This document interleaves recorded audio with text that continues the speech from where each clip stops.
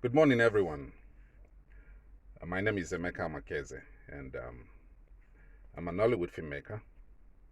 I just have a little message for some of my colleagues this morning, and it's something that gives me concern, and I would want us to really understand this message.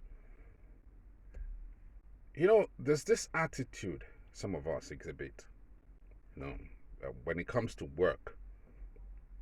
You come on a movie location and you see a whole lot of actors, crew members waiting for an actor to come. And then the actor takes his or her time and then comes to the location whenever they want or at their own convenient date. And then they want the whole shoot to be about them. All right? They don't care whether you've waited for them for 2 days, 3 days, 2 hours, whatever. As long as they have come, they want every shoot. They want to finish what they have so they can move to another set, because another set of people, are waiting for them. And then they don't care. Other actors can go to hell and burn to blazes. They don't care. They just want theirs to be shot so they can leave the set and go to other. You are shooting other people's scenes. They are angry, they're crazy because you're not shooting their scenes.